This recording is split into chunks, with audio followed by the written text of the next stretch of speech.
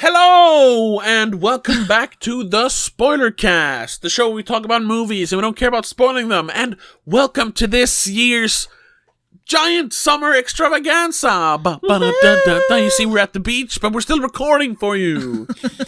No, this is being pre-recorded because we're taking a little break, but YouTube won't allow you to take a break. So we're not actually taking a break. We're pre-recording stuff.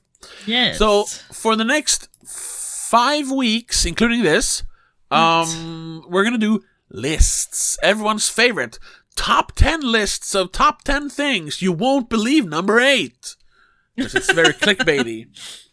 And actually, also, you won't believe you're number 9. Yeah, especially this one. No, it's actually your number 8. Yeah. You won't believe number 8, yeah. Also, if you were expecting our Superman review this week, which we talked about last week, fuck you, we lied! We're not gonna watch that garbage! Ha! We're starting our vacation a little earlier. Snyder forever!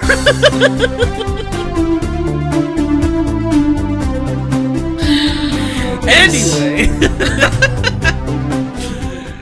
No, well, yes, I do. I'm not gonna say I'm one of those Snyder Cut fans, but I do like. I do resent the fact that they canceled his Snyder universe. But we actually were gonna watch the new one because we didn't want to hate on it without actually watching it. Maybe it was gonna be good. Who knows? Pretty sure it won't be. But anyway. There was scheduling issues, so we couldn't. Yeah. Maybe we'll do it at some other time. We're gonna do a wrap-up later, so, who knows? Yeah. But for now, yeah. No Superman for you! Instead, we're doing top 10 lists. And to kick off this top 10 extravaganza, the summer extravaganza, we're doing our top 10 movies of 2025 so far. Kind of a catch-up for the first half of the year, so to speak. And we're just gonna, I think we're gonna go number for number, so I do my number 10, you do your number 10, my number 9, your number 9, and we'll do a brief discussion of the both. Yes, and we should mention that some, or at least, in most of these lists, we will have the same movies, probably in different places, though. Well, yeah, obviously, because we've watched most of this year's movies together. Yes. And, we have sort of similar tastes. So our list, similar tastes. Especially this list isn't going to be that different from each other. No. Yeah. There are a few, but yes. So if we start discussing one movie and then it turns up on another person's list later... Well, on a keep higher... it shorter then. Exactly. We'll try at least. You know us. We'll try, yeah. But let's see... Let's go! Top 10 movies of 2025 so far... Yes. I'll start. Go. Yeah. So my number 10 is Dangerous Animals. You all remember that one? We didn't do that too long ago, like a few weeks ago. Yeah. I think we said it was just shy. It just needed a little bump up to really become like maybe even a future classic. But as it is, it was a really entertaining movie that, stuck a little too much to the formula where it could have broken the mold, so to speak. Yeah, but at the same time, it did break the molds a little bit, which is a also little bit good. Yeah. So, yes. Huh? I don't know what to say, though. No, because we already discussed it, and I think we both more or less agree on it. Hey, it's on my top 10 as well, but, it's further up. Yeah, and I think the big thing in it, and, maybe a little buzz for next year's spoiler awards. Jay Courtney is amazing in it. Yes. He finally gets a chance to show his colors. He gets to peacock, as they say in the other guys. So yeah, that's my number 10. What's your number 10? My number 10 is quite new, actually. It's K-pop Demon Hunters. And I don't know. I know what it is because you've told me, and I'm like, what the fuck? See, I didn't think I'd like it that much. You've been corrupted by the K-pop, Rebecca. Probably. Yeah. I mean... Yeah, I know. Point in case. Yes. But it is also, beyond the music, the music is fantastic. Apparently, I don't know if this is true, but apparently the songs have, topped charts and beaten every other K-pop act out there. That one for some reason. Even, BTS and Blackpink. But it's just it's a cute, cozy little movie, and then you have great music on top of that. Sure. I don't know. I am gonna make you watch it. Yeah, I know. I haven't watched it yet, point. but you're telling me you're gonna make me watch it, so I guess I'll have to at some point. And to be fair, it's based on like whatever else I've seen this year. Yes, this is one of those I'll rewatch. Already, I've seen it like at least 5 times, and it's been out for like 2 weeks. So that's what surprised me, that you've seen it several times. It feels like you don't watch movies again. Usually, I usually don't, unless it's something like I haven't watched in a while. Yeah, I never do this. I never rewatch it like once every other day. That's very rare. But this one just, I don't know. It's cute and cozy. I like it. Demon. Let's see if it's been It's reviewed. Netflix and Sony. Yeah. Oh, Sony. You. Whoa! Okay, it has a 77 Metascore. See? That's like Dune Everyone's Chapter hooked 1. by So, it. okay, maybe it is good. I don't know. It is good. The New York Times gave it 8 out of 10. The action sequences are fluid and immersive, the art is frequently striking, and the music, catchy if formulaic earworms, is a properly wielded and dynamic storytelling tool. Yes. Okay, now I'm a little interested, actually. Fuck. So wait till the like summer wrap up, and you have watched it. And you like it as much as I do. Because that'll yes, probably this be is my number. Your number 10. Huh? Yes, that's my number 10. Yeah, because that's probably going to be our coming back to actually recording them live, so to speak. We're going to do movies we haven't talked about yet this year. Yeah, so I feel like my ranking is moved somehow, but it's supposed to be my number 10. Yeah, it is number 10 on my list. It is number 10 I have there, your list in front of me. Anyway, my letterbox looks different for some reason. So my number 9 is also a Netflix movie. One that it's one of those. We've talked about this, how they just bury some movies. I'd not heard of this at all. It just popped up on like my recommended when I opened Netflix one day. Yeah. And it's Nonnas.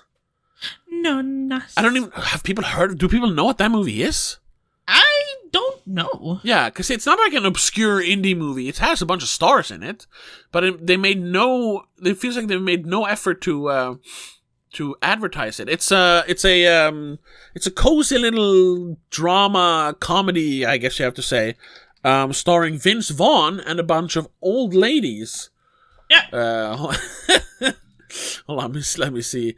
Lorraine Bracco, Talia Shear, Susan Sarandon, Drea De Matteo. I mean, she's not that old, but she Drea De Matteo is in it. Linda Cardellini. I recognize 2 names of those. Well, you've seen all of them. Lorraine Bracco is she's the therapist in Sopranos. Have you seen Sopranos? I have not seen Sopranos. Oh.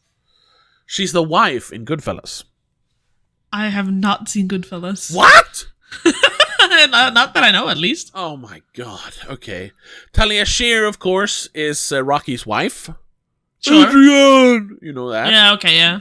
Susan Sarandon. You know Susan Sarandon. I know from Susan a bunch Sarandon of movies.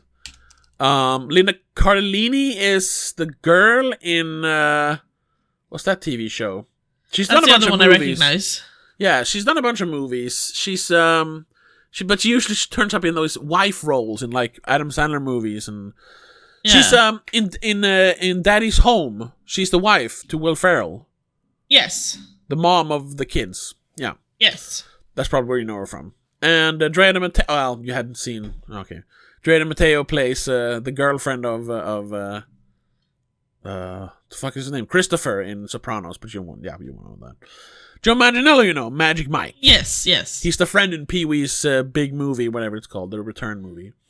I didn't watch that one, but yes. You didn't? It was good. And some other people. But we're talking too much about it. It's about a guy who, after his mom passes away, I mean, of old age, but still he's sad, he decides to, like, change direction in his life at, like, 50. And opens a restaurant. He takes all the money he has and loans some more, opens a restaurant, and his idea is to, instead of hiring chefs, he's going to have old Italian grandmas cook for him. Yeah. To make it feel like that homey feeling you have in the kitchen with your nonna. Yeah. And of course, old cranky Italian grandmas don't work well together. So you have one is from Sicily, one is from Bologna, and they spit. You've seen it, right? Yes, I've seen it. They spit at each other and they swear. It's very funny. I found it incredibly heartwarming. If yes, a little Netflixy, in that there wasn't a lot of conflict. Everything just worked. But sometimes that can be very, very nice. Yeah. And I am a big Vince Vaughn fan, and I like when he plays against type, which he does here. Sure. So I enjoyed it for that. And also, I love Lauren Bracco, I love Talia Shire, I love Susan Sarandon. So it's fun to see them. Susan Sarandon. It was fun to see them in because you don't see them much in movies anymore because they're old. Yeah. It's like Meryl Streep said, it's either the stepmom or the witch. Yeah, but when you're literally grandma's age, you have to play grandma. I'm sorry. Yes, of course. You can't be the action hero anymore because grandmas break when they jump. Look at our grandma. How many times has she broken her arms and legs tumbling in the forest? Both of them, to be honest. Yeah, exactly. Anyway, anywho, I also like that it was based on a true story. Sure. I kind of want to go there just to see what the food is like. If it really is just like a mama make it. Well, you haven't even been to Italy. You wouldn't know how mama made it smells like, tastes like. I haven't been to Italy. Anyway, and we're not Italian at all. So they do have nonnas from other cultures now, though. Sure. It has expanded since I don't think the grandmas work very long there. And they're very seasonal. And I see you didn't like it at all. You gave it 1.5 stars. I didn't like it at all. I thought it was awkward and uncomfortable and stressful. I couldn't stand it. Fair enough. Your number 9. So we babble on. My number 9 is Mikey 17. Yeah. Okay. Because I kind of liked it. I gave it a 3 stars. Yes, it's not objectively a bad movie. It just wasn't. Which we said like 500 times in that review. But I just, I couldn't. It was not for me, and it was even dumber than Parasite for me. His last movie. So. No, it's not. Yes, but in a different way, so it's fine. See, the issue is that I have like 1, 2, 3, 4, 5, 6, 7 movies with 3 stars, which is my bottom 2 of my top 10s. And I had to kind of choose. It's like, I like Mickey 17. Sure. No, I probably like it. I don't know if I like it better that much than like Bloodlines or Until Dawn, if I'm being honest. But it feels like a better movie because it's more well made. But you see, it falls a little bit into that trap. You see, like it feels like a better movie because it's supposed to be. Because it's about. I think it is maybe a little bit. It has like a message. Yeah, but I just thought of like the quality of actual filmmaking. Okay, because I also have it at the message I don't care about. I also have it at 3 stars, but it's way below both Until Dawn and Final Destination Bloodlines for me. I was struggling, but that one ended up being number 9 for me. All right. Because I don't know, I still liked it. Sure, yeah, and I liked it. I didn't hate better it. Than it's a 3 out of 5 for me. I don't hate it. Like I only have 24 movies so far to choose from, so yeah, are new for me this year. Me too. I have 33. I haven't watched that many new movies this year.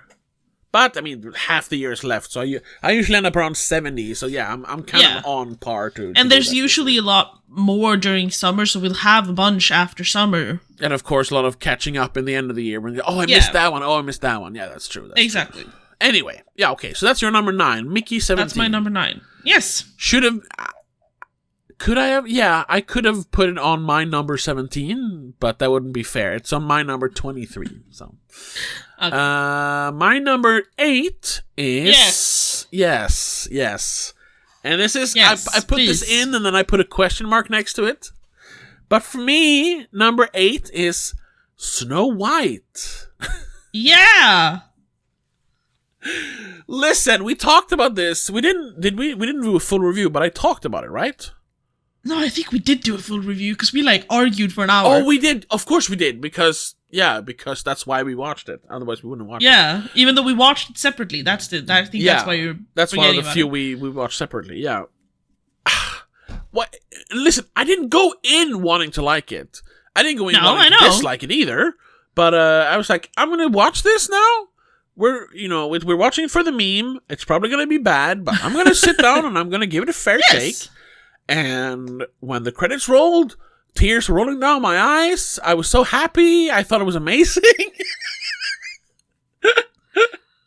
I don't know, and I haven't rewatched it. Does that maybe I was because I mentioned that maybe you were just in the moment. It was in the moment. I remember around that time I mentioned several times that I think I'm like having like emotional problems. So every movie made me cry. Every movie makes me cry still. I don't know.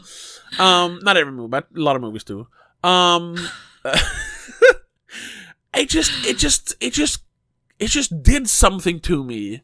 I know. I get it. It was so nice. It was cottagecore, and there was cute little elves and Rachel. I didn't know you liked cottagecore. Not really, but I like You like the simple life. I like van life and people who like do awesome conversions into like little hobbit hole vans and stuff like that. Sure. So it's cottagecore adjacent. Yeah. If you could, you'd live off the land and yes, on your own little homestead. Oh yeah. No one to disturb you. I watched as long the as you video. have internet. I watched a 47-minute video of that today.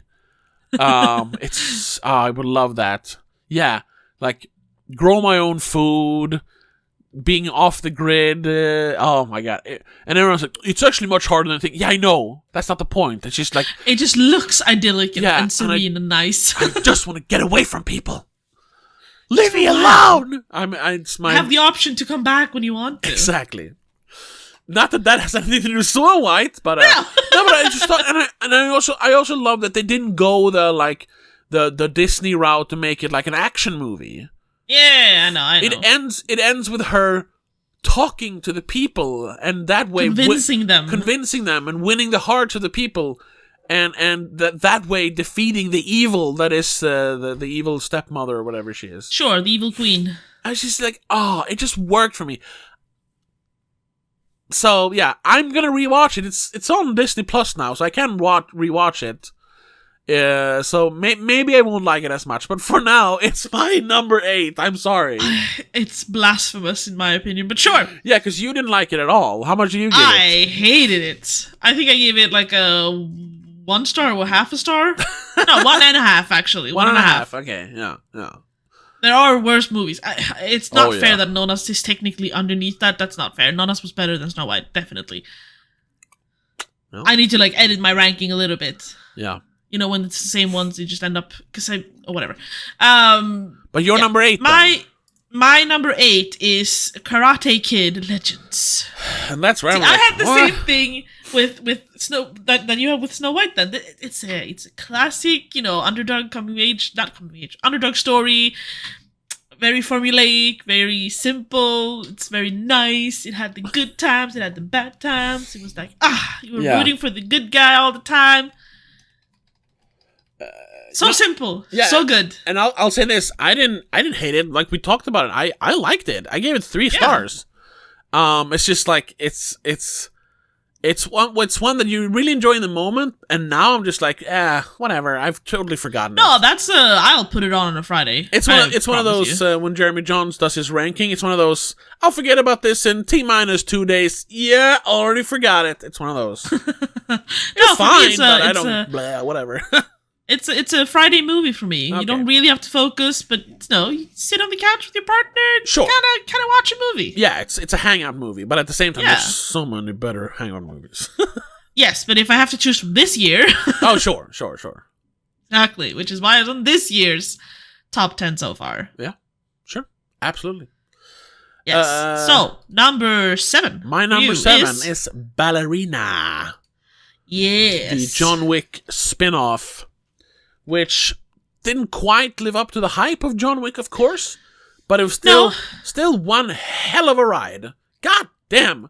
Because I was worried they weren't going to capture the John Wick feeling. Like Ana de Armas was, the especially since the new director as well. but that they weren't gonna. It wasn't gonna be as visceral, as violent. It was gonna be like someone trying to copy John Wick instead of doing a John Wick movie, because it's supposed to be a John Wick movie. Well, technically, it was not supposed to be a John Wick movie. They put it into the John Wick universe, but you know what I mean. That when doing that, they had to like, okay, now we're gonna make a John Wick movie. And it's like, what if they can't do it? And yeah, sure, they've made other actors be as good as John Wick before. I mean, obviously, all the other actors in John Wick are as cool as he is. Yes, duh. So I wasn't really worried about Ana de Armas, especially since she's done some action before in No Time to Die. But it was the new director. I was like, ooh, I don't know. But they pulled it off. There was definitely... It felt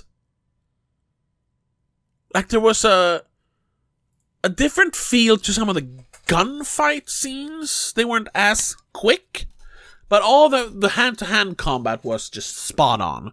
And the fact that the last like 40 minutes of this hour and 40 movie is just her running fucking rampage through a German village with flamethrower duels.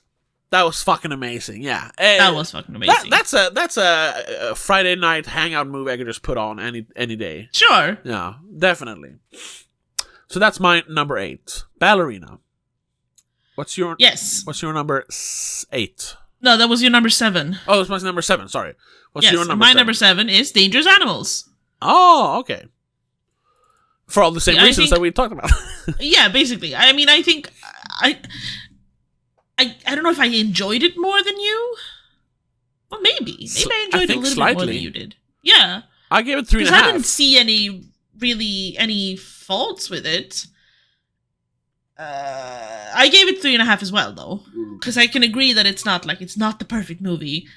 But I thought it was kind of innovative despite being so formulaic. Sure. Because of all the, with the sharks and all that stuff. Yeah, using sharks as your killing weapon is definitely unique, so... Yeah. And not making them the bad guy like we talked about. Yeah. And I enjoyed almost every performance as well. Like, they weren't fantastic, every one of them, but I didn't have any big issues with them. No. I liked it. I really liked it. Again, that is also one of my, like, this could be a Friday hangout movie, kind of, if you've seen it at least once. I also know that my it's a little fiancé heavy, absolutely maybe. will not watch it because he is terrified of everything slightly scary. But is it even this? Because it's not really a horror movie; it's more of a thriller. He couldn't watch The Shallows. No, but that first time we watched. Remember, I couldn't watch The Shallows the first time because I was fucking terrified. You were just disgusted by the sewing of the arm. Yeah, well, the shark was scary too. No. But yeah, mostly the gore. Yeah. But that's my number 7. That's your number 7. Right. Now, my number 6 is Sing Sing. Yes. Which is kind of funny, because that's technically a 2023 movie. Yes. What's happening? Hello? So Oh, there we go.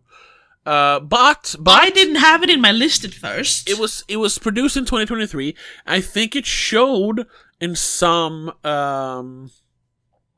festivals, but it was part of the 2025 Oscars, which means it had to be released in 2024 to be eligible. Yes. Or had a major release, because if it was released in 2023, it could have been in the 2024 Oscars. But it was one of those in between movies, I think. Yes. And technically, we didn't get it here in Sweden until 2025. Did we even get it here in Sweden? I don't think it had a theater release. No.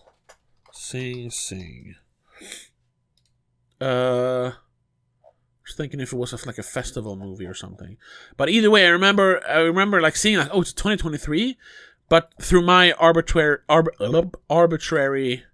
rules, it technically counts as a 2025 movie for here.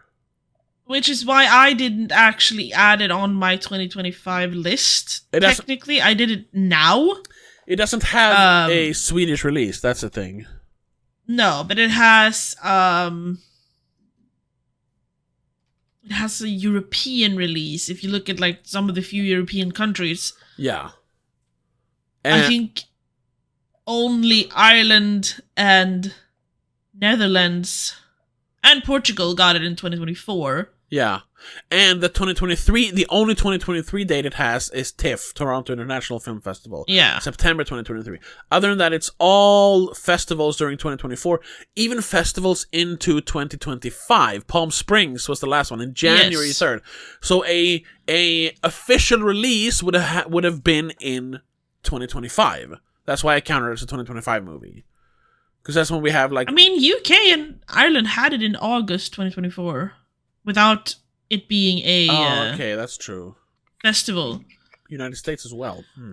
But then, the rest of the world... Most of Europe had it. Spain was the first one to have a regular release after all of the festivals, and that was January 10th. Yeah, and the way I was able to watch it was because of the internet release, so to speak, which was in March 2025. So I counted it as a 2025 movie. Sure. I didn't put it on my list, but it would be higher ranking. It would be my top 10 if I had it there. So okay. Well, the end of this year, you could. It might be top 10. Okay, yeah. I don't want to edit it now. Okay. You want to talk about why it's your number 6? Well, yeah, exactly. Yeah, because it's a very Oscar baity movie, which I think has kind of become Coleman Domingo's thing. They put him in all these like amazing roles where he gets to be the most like he gets to show off how fucking great he is as an actor. Yeah. And then it doesn't really go anywhere. This is kind of similar. Yeah. Amazing performances by everyone. It's a movie about it's kind of like the Swedish movie Vägen ut, A Way Out, where a theater director comes to a prison and wants to put up a play using prisoners as actors. Here they have an acting program or whatever in Sing Sing prison. You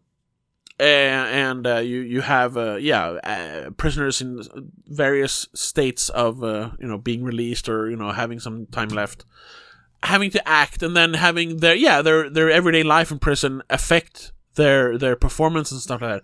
Very, very powerful. But just like with all Coleman Domingo movies, kind of pretentious. Like we said, very, very Oscar baity. Yes. I mean, but it just. I mean, I can't deny that it's a very good movie, especially when it comes to the performances. Exactly. And I mean, that's why I put it on there, because it's great performances. Great performances. I agree. That's really it. Like I said, I wonder what I wrote about it. I think I mentioned the Swedish one. Yeah, they already made this movie. It's called Vägen ut, and it came out in 1999.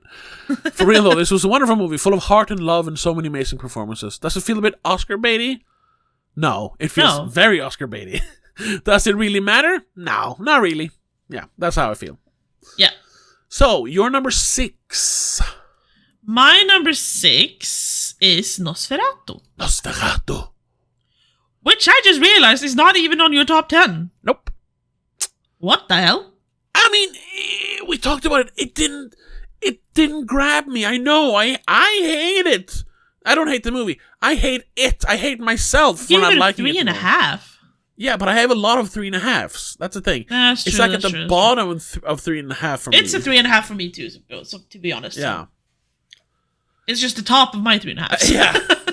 I mean, it's a good movie, but like we talked about when I saw it, like, because I basically have a PhD in the original, because I've seen it so many times and I've like analyzed it and watched documentaries about it. They say I couldn't really appreciate it. It felt like I was just like, that's yes, oh yes, I see that. Yes, that's the story. Yes, it was interesting in that way. And I'm like, oh yes, I like the choices they made there, because it's very reminiscent of this, or even how it like, connected to the 1970s version, the Klaus Kinski version. Like, very interesting, yes. But then it was just like, and when the movie was over, it's like, oh, that was a nice lecture about Nosferatu. I wasn't grabbed by it, See, I've only seen the original Nosferatu like maybe once, like fully. Yeah. I've seen bits and pieces and I know exactly what it is, but I don't think I've sat down and watched it from start to finish more than once, actually. Shit. So to me, it was, it's just a vampire story, kind of reminiscent of Dracula. Bram Stoker's Dracula. Bram Stoker's Dracula? Yeah. Bram Stoker's... Bram What the fuck's Stoker's his name? Dracula. Thank you. Or you could just say Dracula, Or Dracula. Yeah. But, and I love that movie. Oh, sure. That's honestly one of my favorite movies, probably. Yeah, you're talking about the Gary Oldman. Yeah, Gary Oldman version. Yes. Yes. Whatever they're doing. Love that one. The Coppola version, yeah. Coppola, yeah. I love it. I don't know why. It's so dumb, but I love it. Yeah. And this had similar vibes. And it's yeah. Oh, sure. This is the kind of vampire movies I like. I want it. Yeah. And I thoroughly just enjoyed it. I didn't have the issue with the voice or anything like you had. Yeah, that was also the thing. I wasn't... Because that was one of the big draws. Like, oh my... Our Nosferatu's gonna fucking blow you away.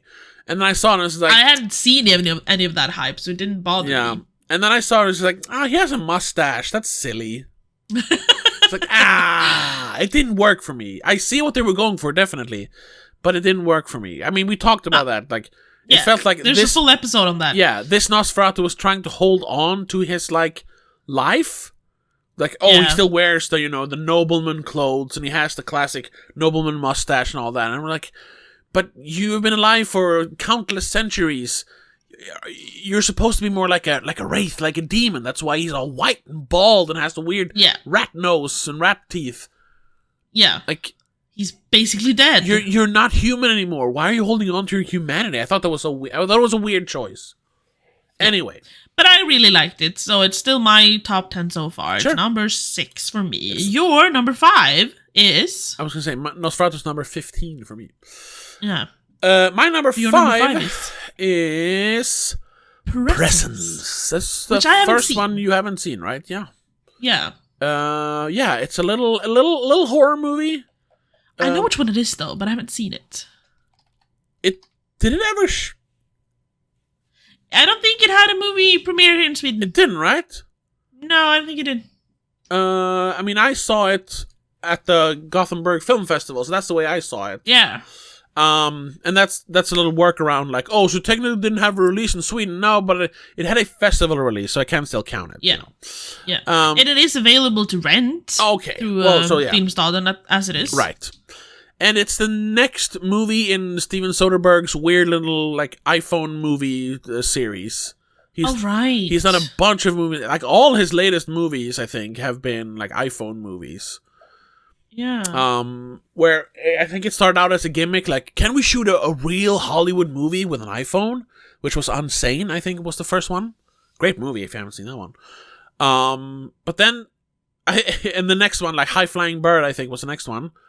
It was also it's also shot on an iPhone. And then it just became I think he kind of went away from the gimmick. And now that's just his way of shooting movies because it works. Why would I spend hundreds of thousands of dollars on a real camera? Yeah. And it also helps because all the movies are very flowing because of it, the way he shoots them. It's a lot of long takes because you can just run around with a fucking phone, even though, they have a big... Sure. And I think this movie really, really benefits from that because it's a ghost story from the ghost's perspective. Yeah. And not that's a big spoiler in the others. Sorry for spoiling that if you haven't seen it.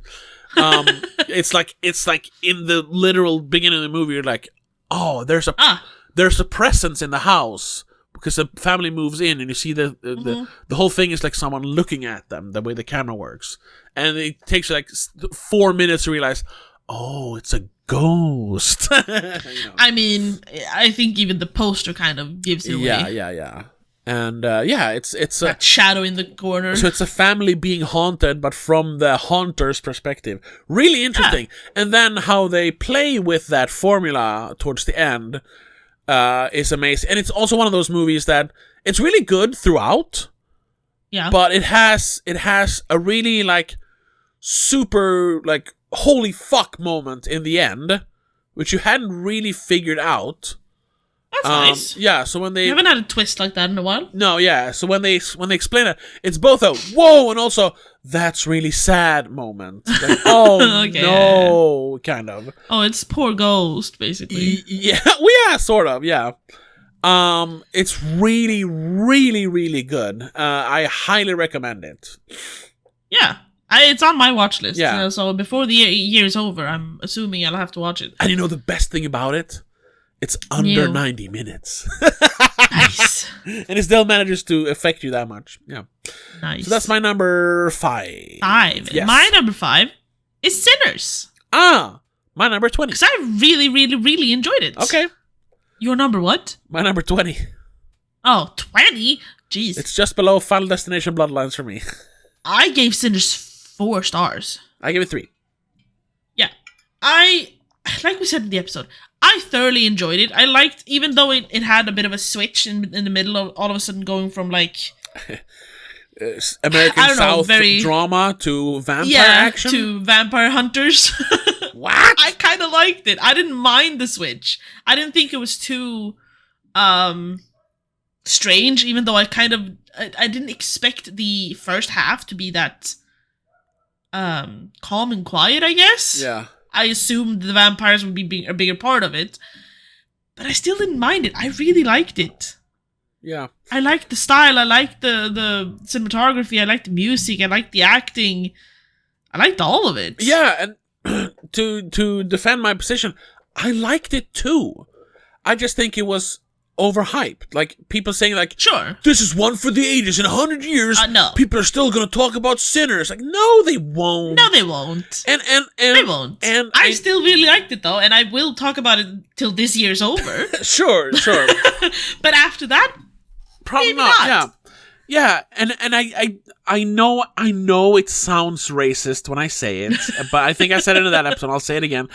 I honestly think a lot of people were like, oh, well, it's the new Ryan Coogler movie, the guy who made the Wakanda Forever.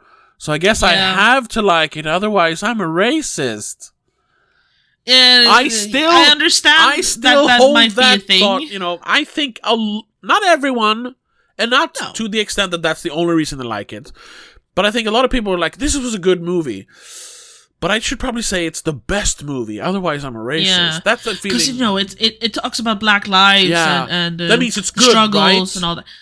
See, the issue for me was that I didn't fucking realize who the director was, so I didn't even think of that. I was just like, this is a cool movie. Yeah.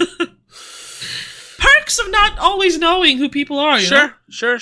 I can't be swayed by their previous works or anything. I just go, I like this movie. Yeah.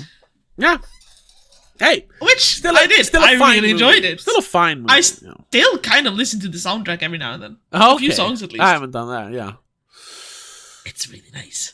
All right. So yeah, that's my number 5.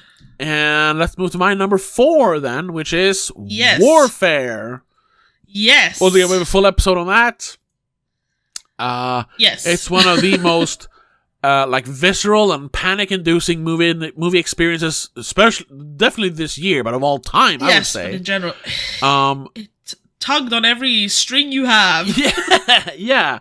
It was amazing filmmaking, and it was a true experience. a true cinematic experience, it has, just like Civil War got, it has this it's gotten a lot of flack for its political stances. Yeah, like we talked about. And in the there's episode. there's a whole long. But I recently heard another take on it, that it's this like that especially Warfare, but also Civil War is part of this like millennial liberal movement, where like we as millennials, and if we're liberal, see the world very differently. And I don't remember the whole thing, but I was just like, sure we do. But it was so funny to hear that, and their arguments for it. And I think the person who said it was like a really, really young millennial, or maybe even a Gen Z, but they were obviously more well versed in like politics than I am. But I was just like, oh, you young folk, if you only knew. The funny thing is that Gen Z is like Gen Z and Gen Alpha, or whatever the fuck they're called, are seen as like not caring if the world is going to end. They'll still be out in the storm, like making TikToks and shit. Yeah. It's like, so why do you care? Yeah. No, Warfare is fantastic. Yeah. Just I think it is, of course it is it's political to an extent. Sure. But what it really is telling a story about like bravery and heroism. Yes. And that's where the politics sneak in, like, oh, but you call them heroes, but they occupy the land for 20 years and blah blah. It's like, yeah, but I'm talking about in a microcosm of this situation. Yes. Where you had 5 guys who had to look out for each other. There wasn't a war between Afghanistan and America at that point. It was these 5 guys wanting to get out of there. Yeah. And you have to be able to focus. to hyper focus like that in certain situations. You have to.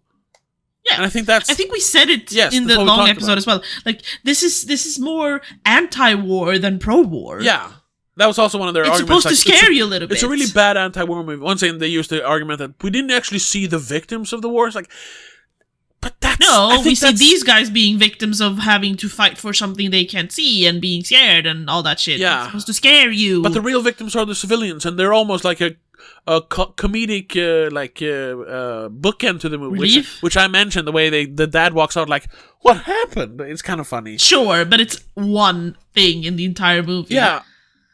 But I also think that is the effectiveness of the commentary. The fact that you're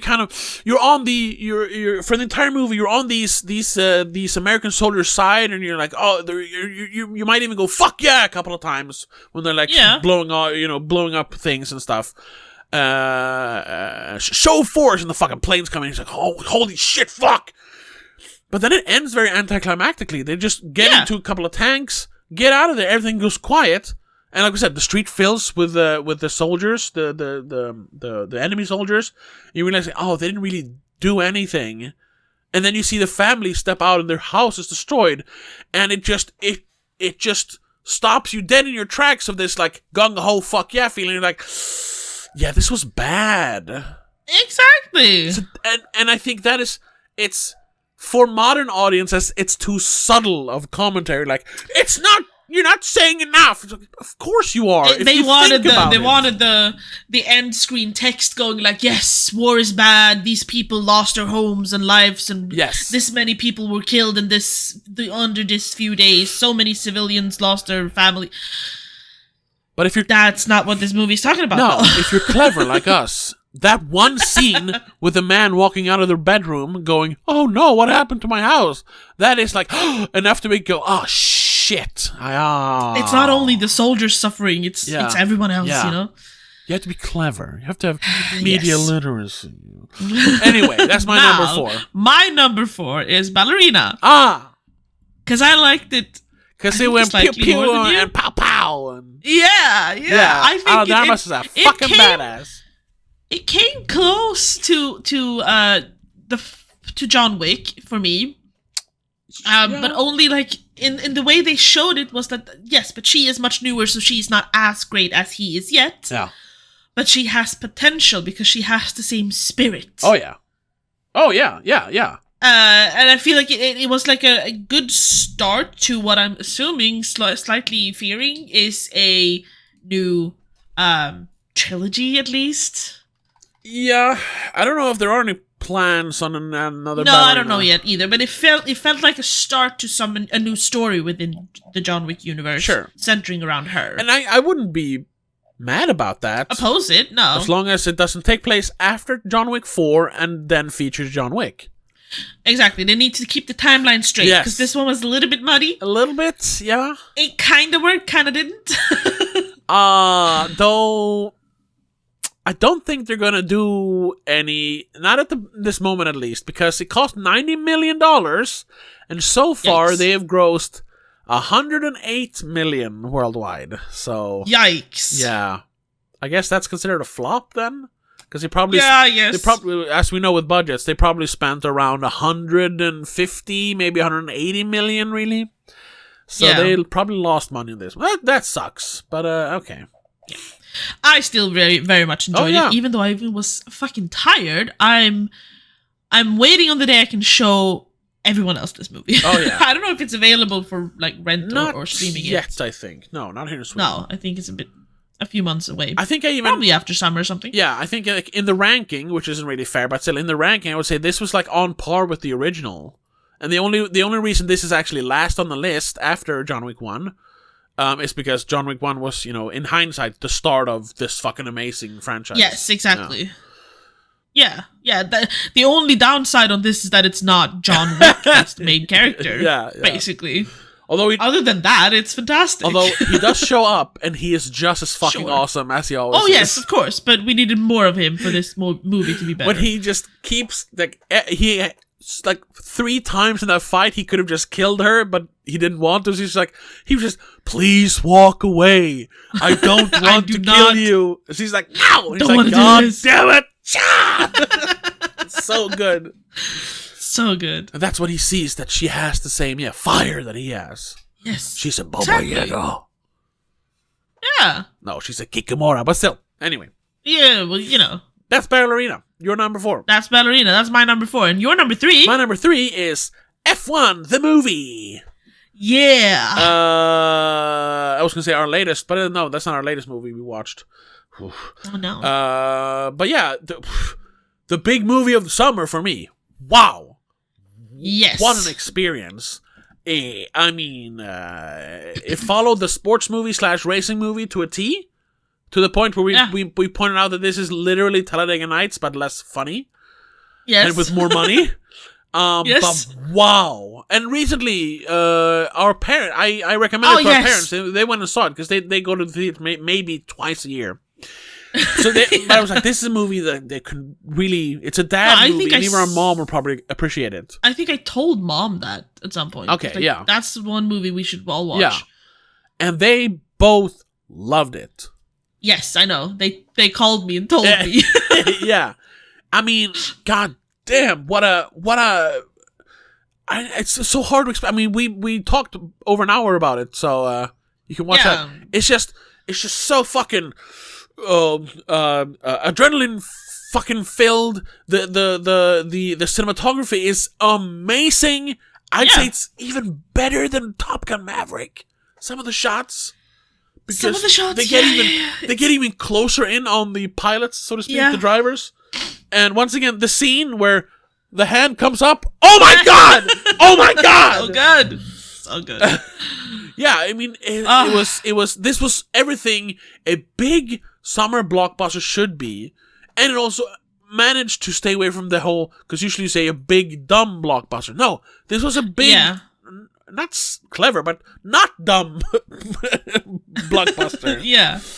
So yeah, it's contending with Top Gun Maverick to be one of my favorite films on, when you put like your 4 top movies on Letterboxd. Oh Jesus, okay, yeah.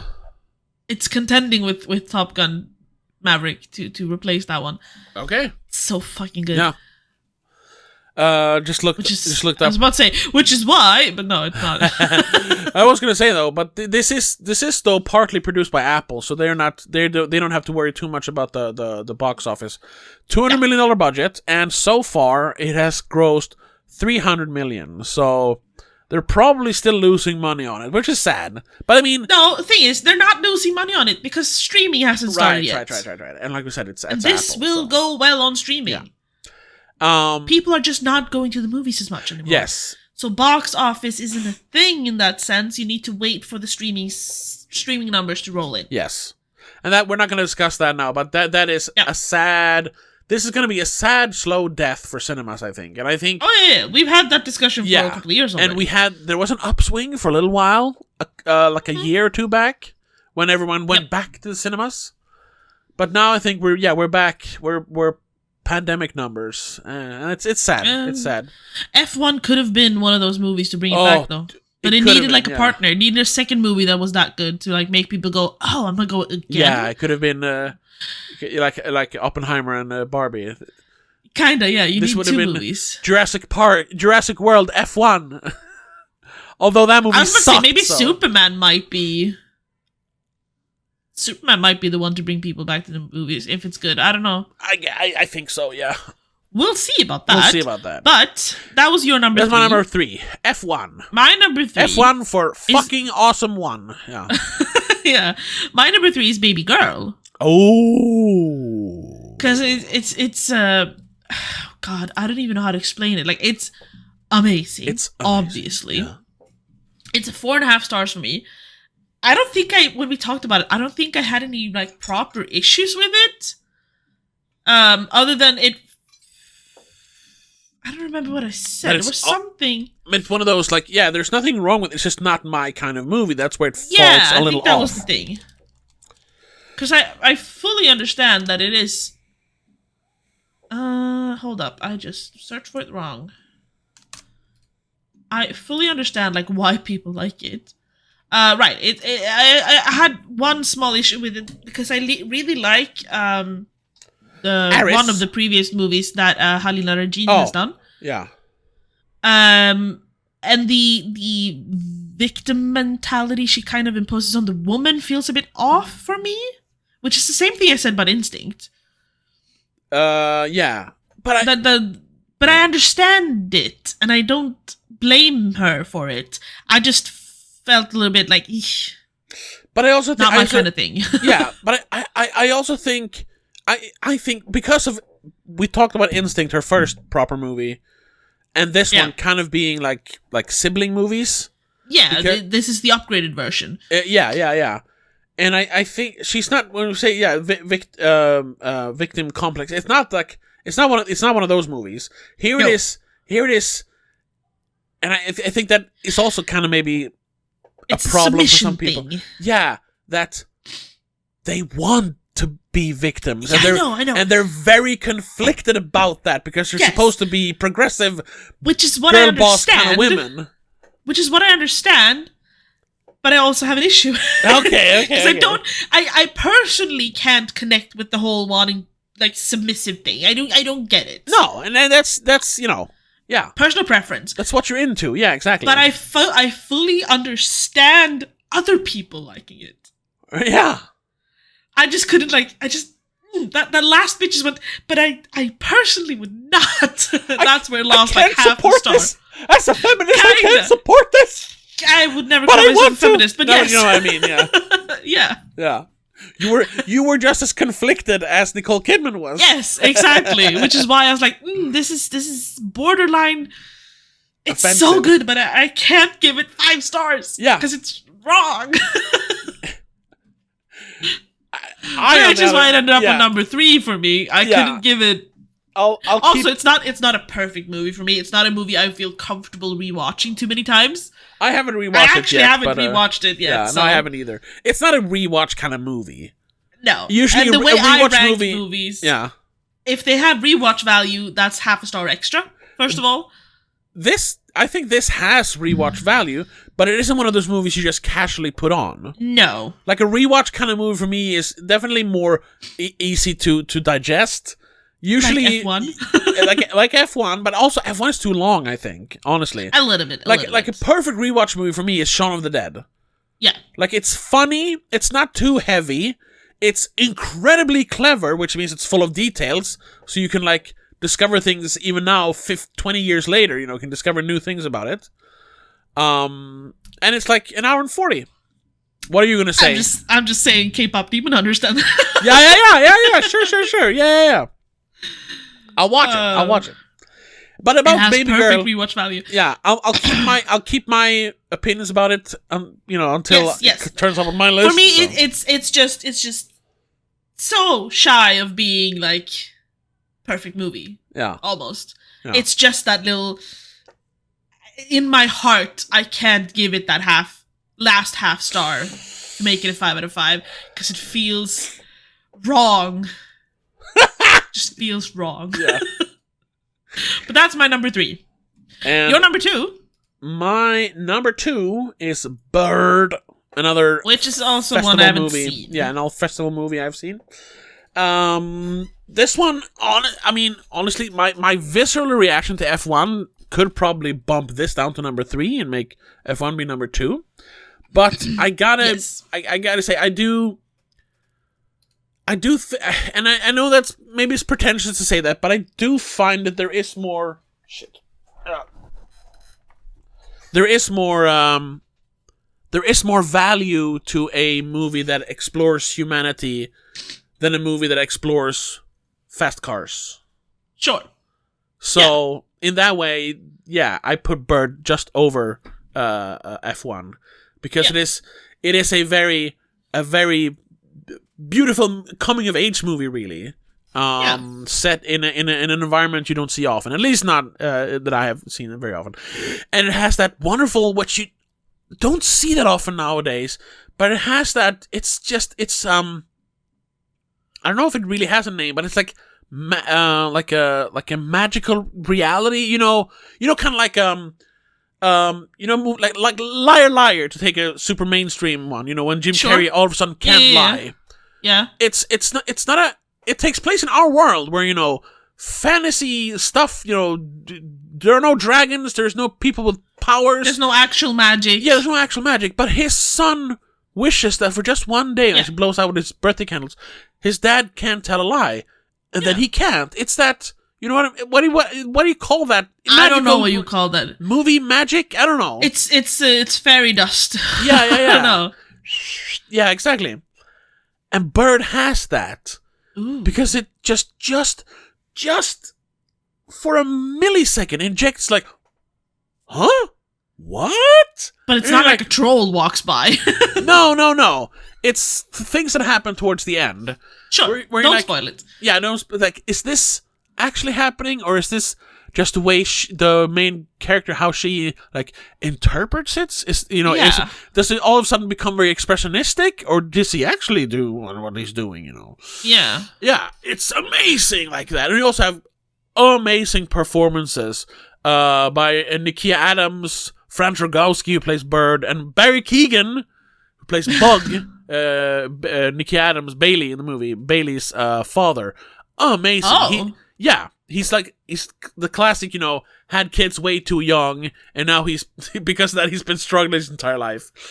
But he's not a resentful, parent, which usually happens in these kind of movies. Just busy. He's a super loving father, but he's also I think he's supposed to be 20 in the movie, and she's 13. And she's 12. No, that's not true, but yeah. But he's still a kid himself, so he was 16 when he had her, basically. Yeah, he's not right. He's not right for the role. But he kind of has to do it. Squat in North Kent. They live in a squat in North Kent. Is that squat as in they're squatting, basically?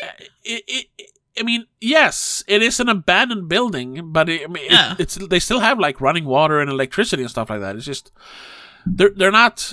Yeah, they're on the.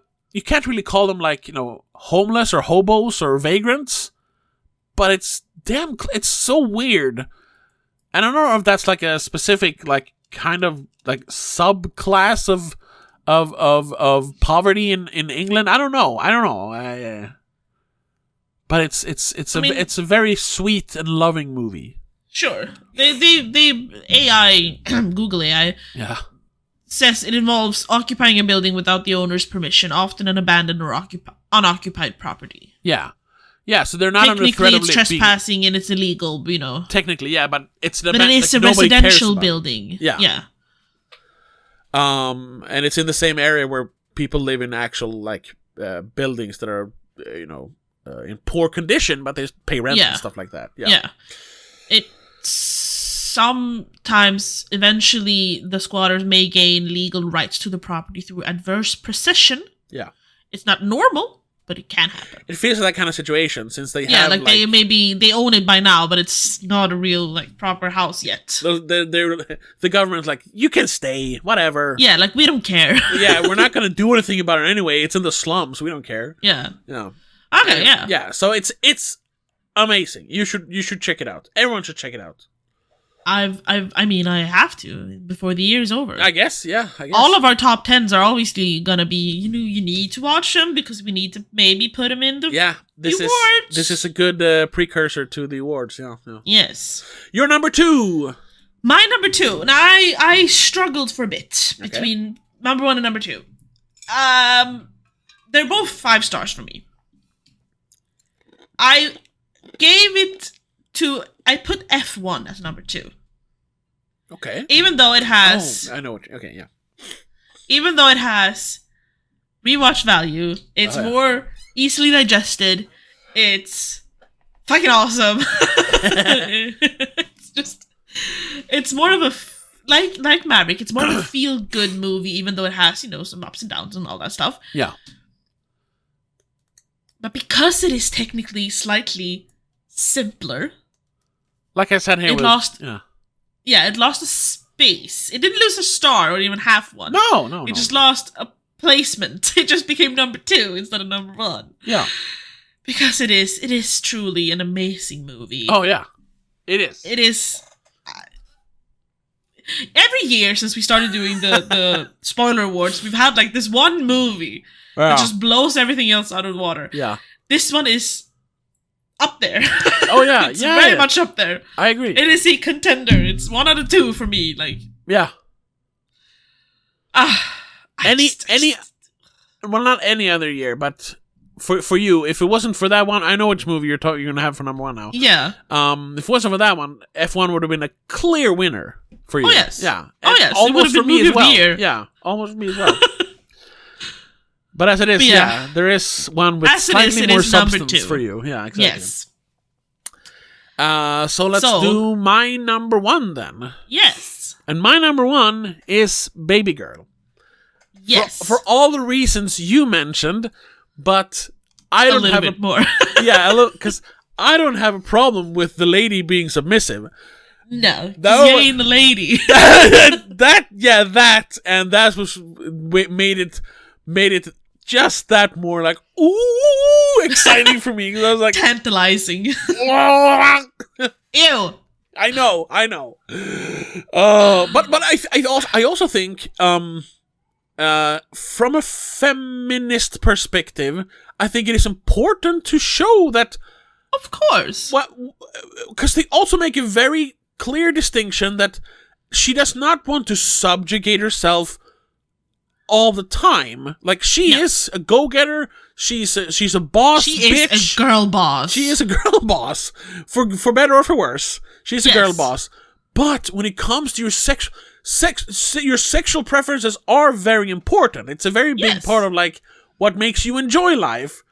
So to deny someone their sexual preference or their fetish, or whatever you want to call it, that is a crime. It's a crime against humanity. And it's very anti-feministic. Yes, exactly. So I really champion movies that dare to show just really different sexuality in sides general for people and women specifically. But then to dare to like, oh no, she has a problematic kink. You know what? Sometimes people do. And it's not problematic. It shouldn't be problematic. Because it doesn't affect anyone else outside of those two people in that relationship. Well, I mean, technically her husband, I guess. It does, but you know. But there's a reason for that. That's what it spills out beyond the bedroom. That's the thing. Yes. Because she's not open about it. Because of the stigma that has been created by every other fucking fake feminist and girl boss out there, that you're not allowed to do whatever the fuck you want to do. Exactly. I think we got heated about it in the full episode as well. We did. And that's what I love so much about it.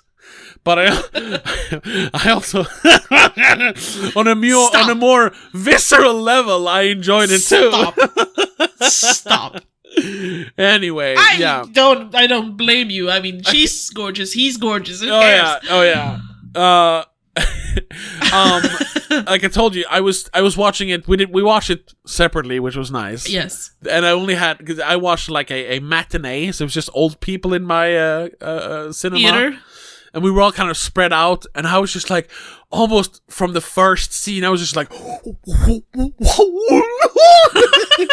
entire having to sit time, in the like, theater with someone else would have been awkward. Yeah. Oh my! I didn't see it in theaters. I saw it somewhere else. It's the best movie of the year for me. I highly doubt another movie is gonna come around and knock it off the throne.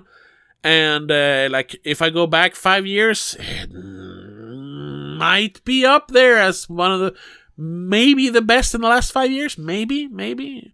We should do that. We should do that for in a couple of years. For the 5th spoiler awards. Do a let's see which is actually the best movie in the last 5 years. I think the only other big contender for best movie in the last 5 years, or at least the years we've done spoiler awards, is Godzilla -1. Yes, it's on Godzilla -1 levels for me, for very different reasons. Why? Yeah. See, I don't think I can equate those kinds of reasons to best movie of the year. It's like, it's all the wrong reasons. Yeah, sure. Anyway, but that's my why I number love one it so much. Your number is one. that if you all didn't already figure it out, it's Warfare. It's Warfare, yeah. I think I was like speechless when the movie ended.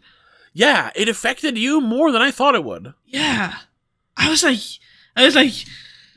wow.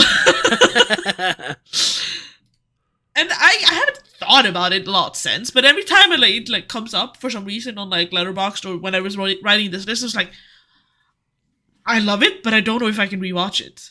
Yeah. Because it's so... It hits so hard, really. Yeah, yeah. And then the only reason it bumped F1 down is because it has more substance to it, like you said. Yeah. It is more... There's a deeper it's about meaning more to than just it. gotta go fast. Yes. Yeah.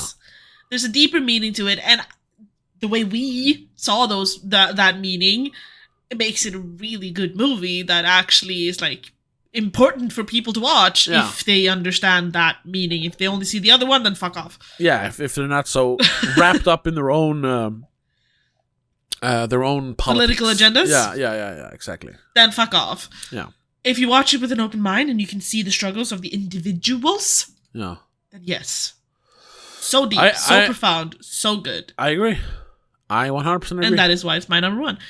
I am still like, when it comes to like movie of the year in the end of the year, I'm not sure I'm gonna like, because rewatch value might add an extra plus to F1. Or like you said, I doubt there'll be another movie that is gonna top any of this. But who the fuck knows? Who knows? Who knows? Maybe Superman will be now. No, God. You know what? It gets half a star minus from that fucking dog. Yeah. Just that. And I've only seen the dog in the trailer. Yeah. Hell no. Anyway. I'm honestly, maybe it's 28 years later. That could be. I don't know. I have a feeling it's going to be so good. We haven't had time yet. No, yeah. Yeah. We'll do that during our break. We'll have to find the time to watch it during our break. Yes, definitely. But that's it, so we can, yeah. That's our top 10 so far. Once again, I don't think it's going to change that much. I'm going to rewatch Snow White. That's about it. And you have to watch K-pop Demon Hunters. I have to watch K-pop Demon Hunters, yeah. I have to watch Bird at least, and preferably also, which one was the other Presents, right, yes. Which are, those are your top 5, so I mean... But those, K-pop, Demon Hunters, and Snow White are the only two that I think can really change a lot on the list. Yeah. So that's it. What's your top 10 so far of the year? Leave a comment down below if you're on YouTube, or leave a comment somewhere if you're on another platform. You can leave comments now on Spotify. So if you're on Spotify, you can leave comments. Obviously on Apple Podcasts, you can leave comments. You can just comment on the last episode you saw on YouTube instead, or you can just, even if you don't listen on it on YouTube, you can still comment on YouTube. Yeah. Give us that sweet ad revenue for YouTube. Yeah. But that's gonna have to be it. That's just our first list of 5. Yes. Our next list, we don't know exactly which order, but I think we're gonna do, just to kind of get it out of here, because we have 2 lists that aren't that exciting. It's our top 10 action/adventure movies and our top 10 fantasy movies that are not the Lord of the Rings trilogy. Because come on. Yeah. I think we're gonna do those 2 next. We'll save the good ones. We'll save the good ones. Yeah. Should we say what the lists are? Yeah, why not? Yeah. Then we have 90s horror films, top 10 90s horror films. That was a tough one. That was a tough one. And then the one that you haven't even managed to finish yet is top 10 horror sequels. Like, there are a lot of them, but there aren't that many good ones. Exactly. And also, we have a little bit of a rule. You can't do, 2 or 3 out of the same universe or franchise. Preferably not. Because otherwise I would put, all of the Scream movies. Yeah, sure. I guess, but for a little spoiler for my list, and you have 2 actually, we technically have 2 movies from the same cinematic universe on there. Sure, but they're different. They're different series. Storylines. Yeah, exactly. Yeah. So Although they kind of connect, but yeah, but it's not. They're not actually linearly following each other. No. If we'd done that, then again there would be like 2 or 3 franchises in all list. All of them. Yeah. Maybe one outlier. Yeah.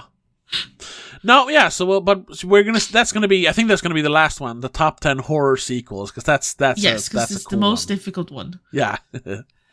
I have 4 movies to add somehow. Yeah. I don't know which ones. So for next week, we're doing top 10 action/adventure movies. Be sure to check it out. Also, I guess we'll have to explain why they count as action adventure movies. And also during this our break here, we're not gonna upload anything specific on Patreon or members episode. What I will do is probably upload this early. Now, it won't be super early since we're releasing this the week we're recording it, but it will be early for members and on Patreon.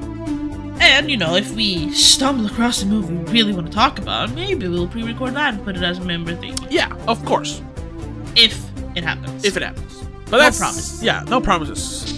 Well, we'll be back in a few weeks with new movies or maybe music or something. We don't know anymore. But until then, hopefully you enjoy our top 10 lists. This one, we thought it's going to be shorter episodes. This is an hour 12 almost. Hour 11. So. Yeah. But that's going to have to be it. Thank you so much for listening. Thank you so much for watching. And we'll see you next week with the action-adventure movie list. But until then, have a good one. Bye. The spoilerCast is part of Please Don't Make a Scene. It's produced and hosted by Tobias Vedén. Co-host is Rebecca Vedén. Executive producer is Annika Vedén. I also want to give a shout out to all our patrons over on patreon.com/don'tmakeascene. CK85, Christopher Berlin, Daniel Gaiso, Annika Vedén, Jacob, Mom and Mac, Laura Kelly.